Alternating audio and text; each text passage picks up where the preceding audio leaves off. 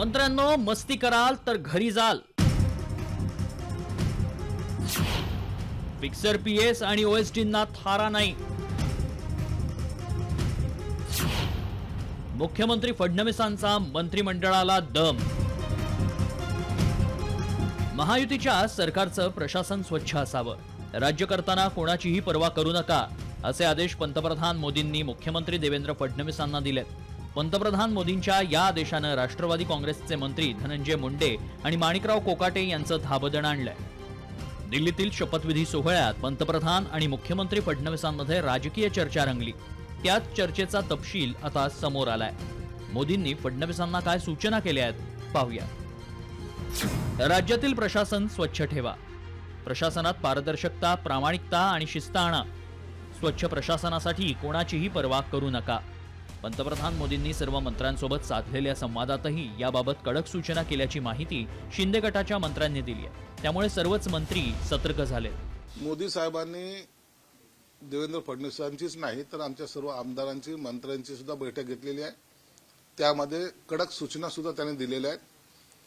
आमदारांना किंवा मंत्र्यांनी कसं वागावं, कसं बोलावं, कसं काम करावं, याच्या सगळ्या जवळपास 2.5 तास ते आमच्याशी गप्पा त्यांनी मारलेल्या आहेत, सूचना केलेल्या आहेत. याचीच अंमलबजावणी करण्यासाठी फडणवीसांनी काही कडक पावलं उचलली आहेत. मस्ती कराल तर घरी जाल असा इशाराच मुख्यमंत्री फडणवीसांनी दिल्याचं स्वतः कृषी मंत्री माणिकराव कोकाटेंनी सांगितलंय.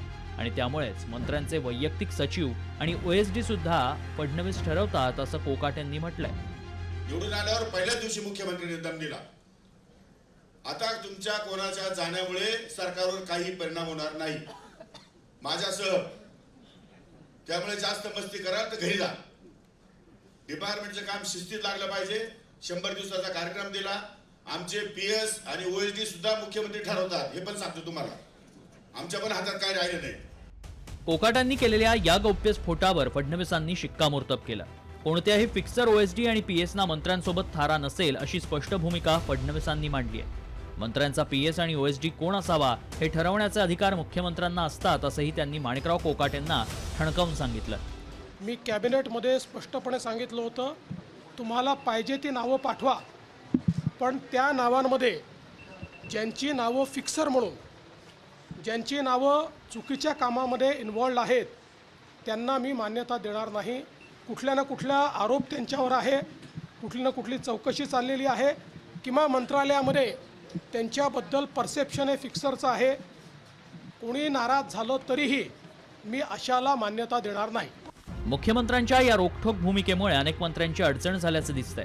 अशीच भूमिका आता घोटाळे आणि इतर गंभीर आरोपांबाबत फडणवीस घेणार का? अशी कठोर भूमिका घेतलीच तर अन्न आणि नागरी पुरवठा मंत्री धनंजय मुंडे आणि कृषी मंत्री माणिकराव कोकाटेंची विकेट जाणार का?